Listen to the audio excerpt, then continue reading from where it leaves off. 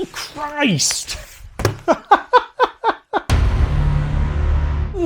This is one of the heaviest electronic drum boxes I've encountered. So my experience with Alesis gear hasn't exactly been the best. You know, I've seen a lot of people talking about the improvement in quality. I really hope that's the case. I have quite a few broken Alesis Strike drum pads and cymbals. 18-inch cymbal. So I had to try and be optimistic when I bought the Strata Prime kit. They've really taken that faux lathing to the next level. And you can see why they call them the Arc, because these are really, really curved. Check out that profile. Fortunately, there were some nice surprises along the way. This is pretty hefty, seems pretty solid. You know, feels close to the build quality of a Roland pad. The plastic is very chunky, and the hole, the mounting hole here, it does look quite small. I know that Alesis often use thinner L rods. Oh, and I forgot to mention what little of the shells you can see. I do quite like that wrap. It's definitely a little bit more subtle and less garish than the Strike wrap.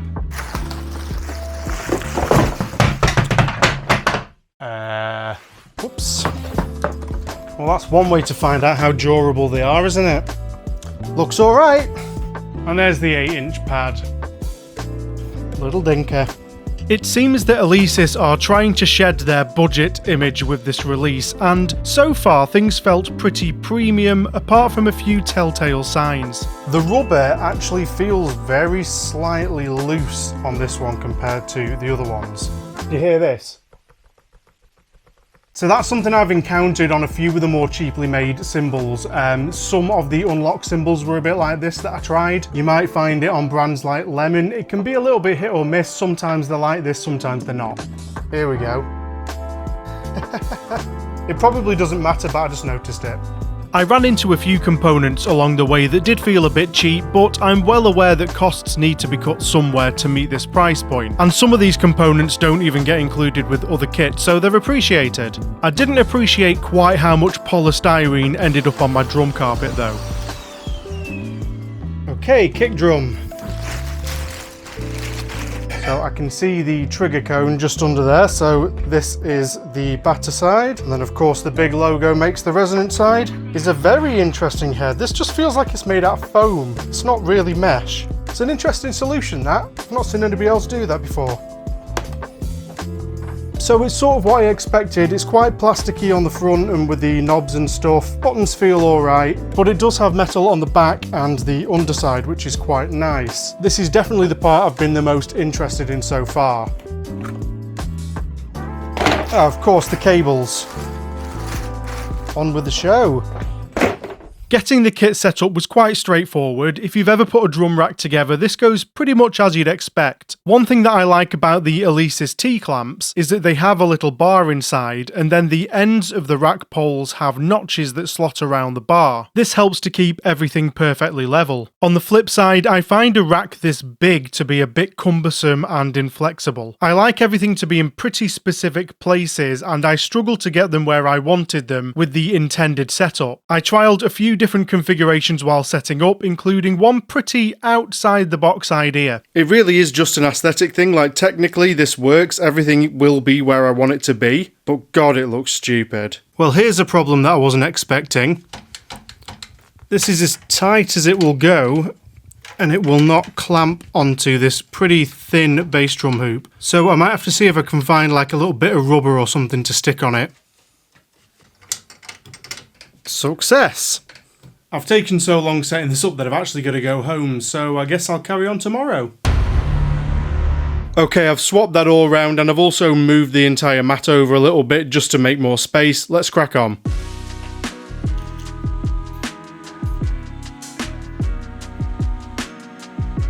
And finally the module's going here.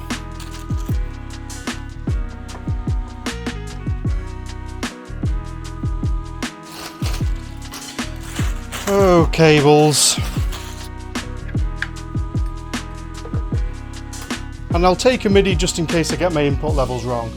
Okay, anticipation was building. I booted up the module, waited for the very long startup that I've edited down, went to connect to my Wi-Fi, great feature by the way, and so there's a period in my Wi-Fi code and it's not letting me use it. So I'm actually going to have to change my Wi-Fi password so that this can let me in. That seems like a design flaw. Just updating the firmware. Alright, let's do this.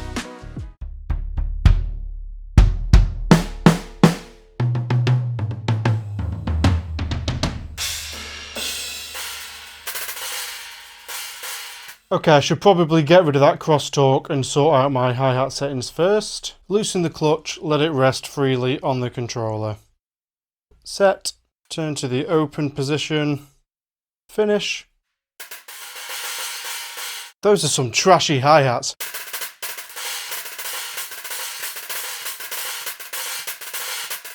It's missing one or two there. This is literally the first thing I've tried. Let's put the mask time down. That seems better. Okay, let's do crosstalk quickly.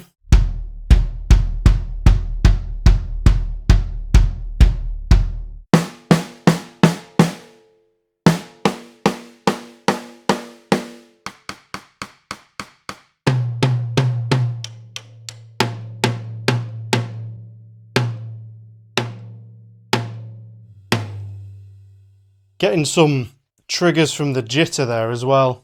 See if it's just to do with the tightness of these. Ha! It's physical. So it might be with this as well then. Cool, so I've increased the rim threshold there. I think it might just be a threshold thing, this. Yeah. Yeah, that'll be to do with the threshold. Okay, threshold for the crash. There we go.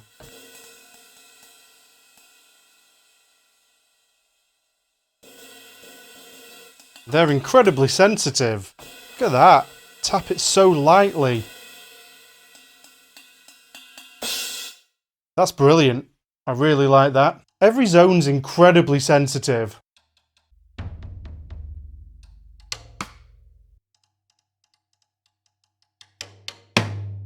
And straight away, head, rim and rim shot are all working really well.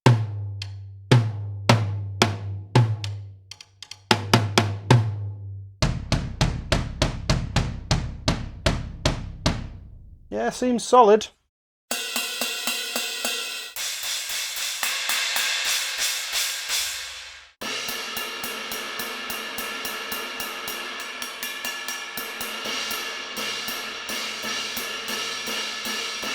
I was just getting some crashes on the bow of that ride.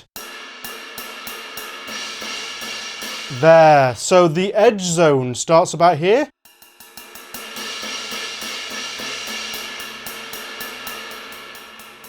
Over there it does anyway. We'll see if that becomes a problem or not. It might be fine. And threshold, maybe just up a tiny bit. Down a tiny bit. Okay. What I would say is I'm topping these pads out quite quickly, so I'll probably have to bring the sensitivity down. But it's got plenty of headroom, I can bring them down. They're not maxing out at the lower sensitivity, which some pads I've encountered before do. It's great that you get the option of changing the rim sensitivity as well. I'll probably want to change the velocity curves in a bit.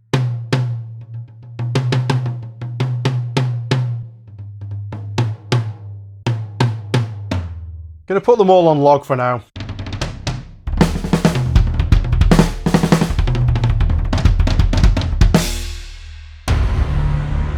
So I've not had much time at the kit today, but I'm really glad that yesterday I recorded the MIDI alongside the audio, as well as being a failsafe for sorting out audio peaking and things like that. It also paints a good picture of where some problems might lie with the triggering that I've not quite dialed in yet. Let me show you what I mean. So this here is the MIDI for the hi-hat. This is the footage of me playing it, and I was pretty much bang on the money with some missed hits. You can see here I'm playing sort of a 6-stroke roll. Hit number 2 here has not come out.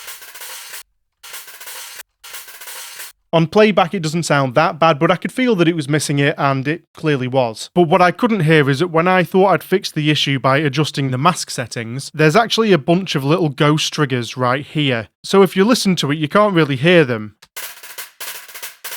Now, the fact that they're kind of inaudible means that performance-wise it's not that big of a deal, but it does make for messy MIDI capture, so if I wanted to record with this, I'm going to have to go back in and clean that up. Hopefully I can find some kind of middle ground setting where I solve the missing hits, but I don't also get these ghost triggers. And then next, here's the section where I'm dialing out the kick drum crosstalk, and as you can see, I'm hitting the drum once, but there's a little tiny ghost trigger before every single hit. So what that's telling me is that it's clearly picking up a vibration of my foot contacting the pedal before the beater hits the drum. So on the one hand, it's awesome that it's really sensitive, but on the other hand, I'm probably going to need to dial that out with a threshold setting. And then finally, it's also confirmed to me that I did indeed sort out the vibration issue on the toms. Here's my initial test. So these are ghost rim triggers, and then I go over here to the section where I screwed all the pads down tighter and there's no longer an issue. Cool.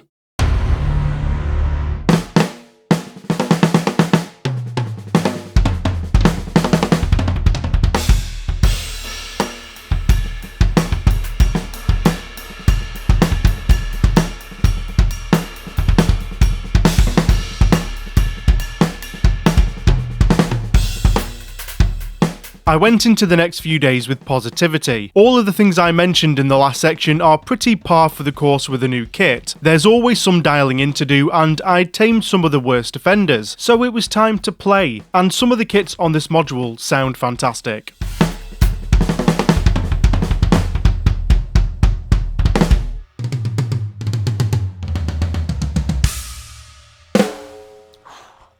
I like that snare.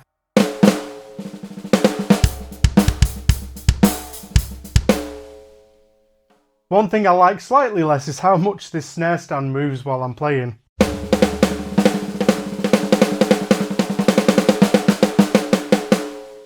I think it's the combination of it being a small pad and a light stand. I'm probably going to have to swap it out.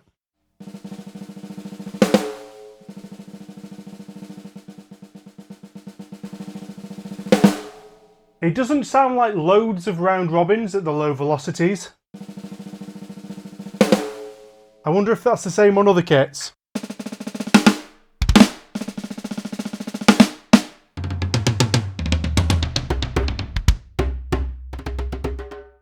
Alright then.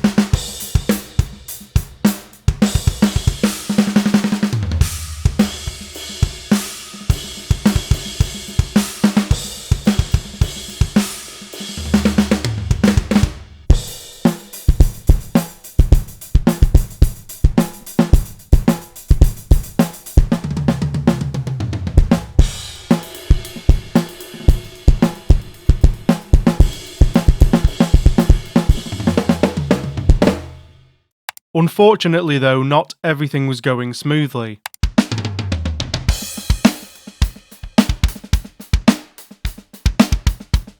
Something going on with the kick drum.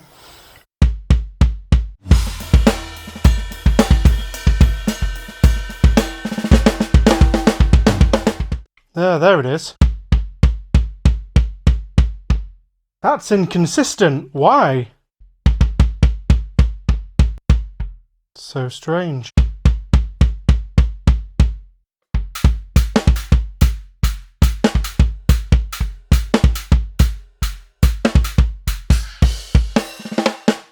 On the lighter side of things, I made a fun discovery while playing the Son of Rock kit.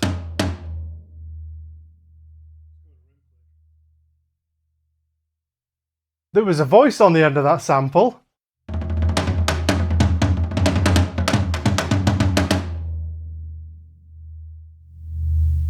Double back a little. I'm gonna have to boost that so hard. And if you're wondering if the first one was different, at this point the kick trigger was really bugging me. If it wasn't clear I was getting some random lower velocity triggers from the same strengths of hit. It did happen once or twice on the snare too, so I wasn't convinced that it was entirely a physical construction issue.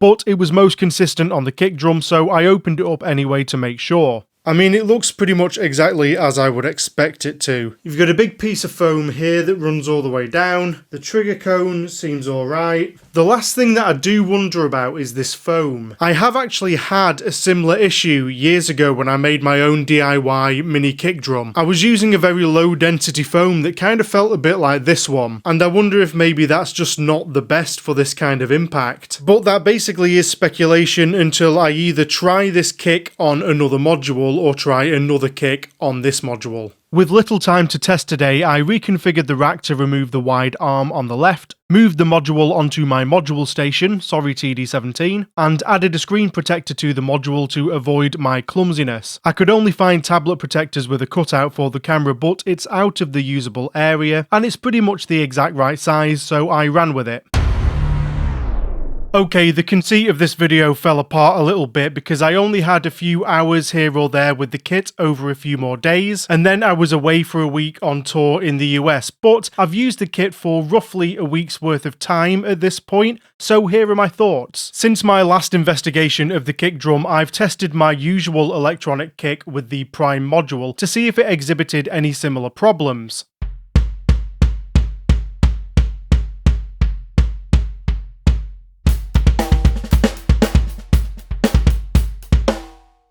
Yeah, unfortunately it did, so it's probably not the pad, but to rule it out, I tried the Strata Prime kick on my Mimic Pro.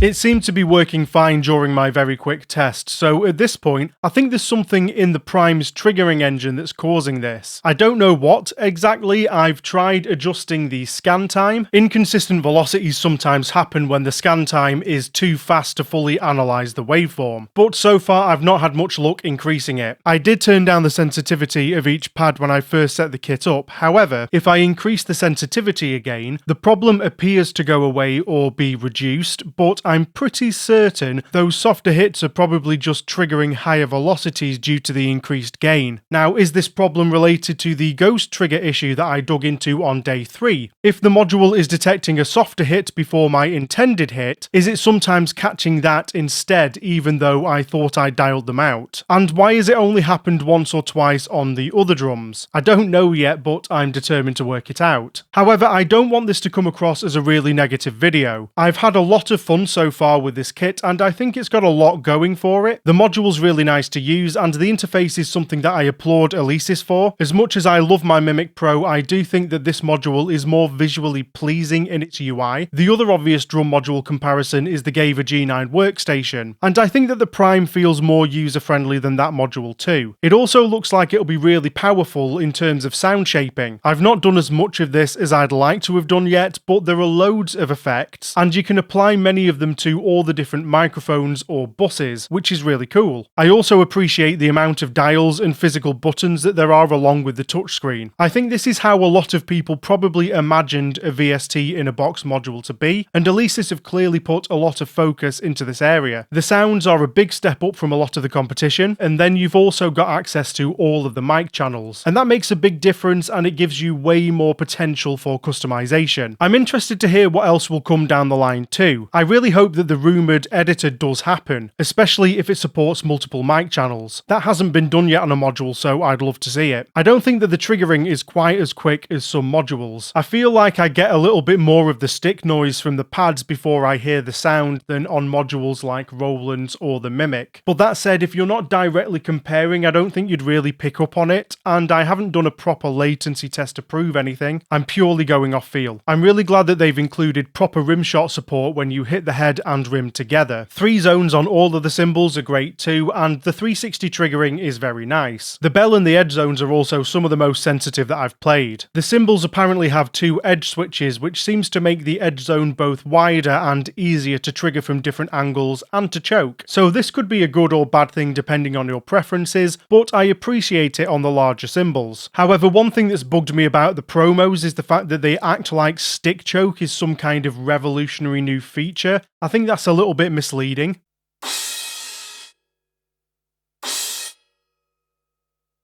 Yeah, it's possible with any cymbal pad that chokes with an edge switch as long as you use enough pressure to close it. I'll concede that it's easier to do it on the ARC cymbals, but still. Marketing is so annoying sometimes. There's also no true cross-stick support, as in playing with the cross-stick technique. Hitting the rim on its own is basically the best way to trigger it. That's a little bit of a shame, but it is also to be expected with standard analog pads. There's no positional sensing either, and this isn't the end of the world, but it would have been nice to have it at least on the snare, because then that would rival some of the other modules in this general price range. Also, there's not a tighter closed foot pressure on the pedal articulation for the hi-hat either. Once you hit the bottom of the travel, that's it, you can't push down for extra tight pitch bends. But what it does do, it mostly does well. If I can resolve those issues that I've had, then it will be a really solid performer. Build quality wise, most of this is kind of what I expect from Alesis. Plastic clamps everywhere, definitely not my favourite. The pads do feel pretty durable so far. The cymbal booms on the other hand are another area that I'm not really sure about. I've had some Alesis cymbal arms in the past, and the clamping point failed. The metal is too soft and it basically chewed itself away over time. They failed within about 6 months of regular gigging. I got them replaced on warranty, then the replacements failed after about another 8 months or so. These appear to be the same ones. Now, if you're not likely to tear down and make adjustments to the positioning often,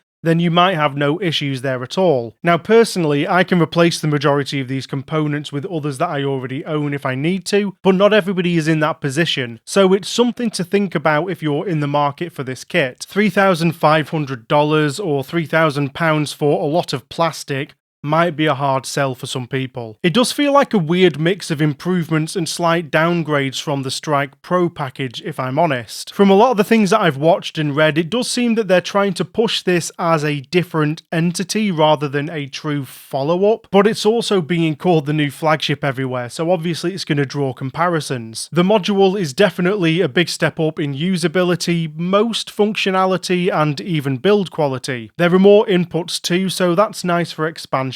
On the flip side, having fewer outputs is a bit weird. The Strike module had 8 direct outputs and a stereo pair of master out jacks. This module only has XLR master outputs, and then there are 4 direct outputs. Now, the Strike's direct outputs were completely fixed, whereas these are routable, but they're a bit limited in routing at the moment. It's especially strange since we now have access to all of the various microphones and buses to adjust in the module, but you can't make use of all of that through the outputs. The same goes for the pads. I've got nothing against pad-based kits as a concept, and I think they've got a lot of benefits. I was wishing for pad kits with heads of these sizes years ago, but visually at least this does feel like another step down from the Strike Pro SE. Now normally you'd get other advantages with a pad kit to balance things out a bit. Typically a smaller footprint and an easier time getting everything in close, but you don't really get this here because that rack is massive and all of the surface sizes are large, so it essentially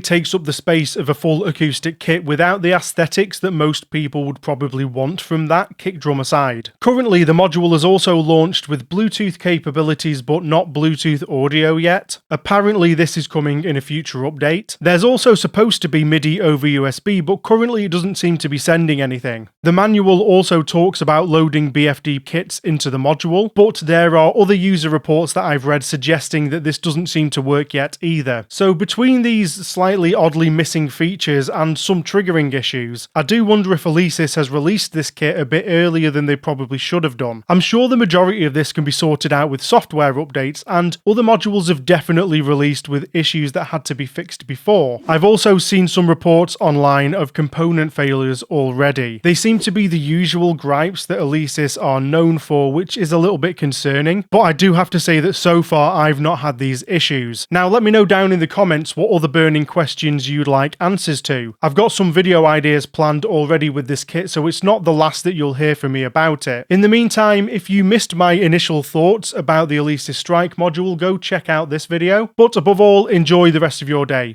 Cheers!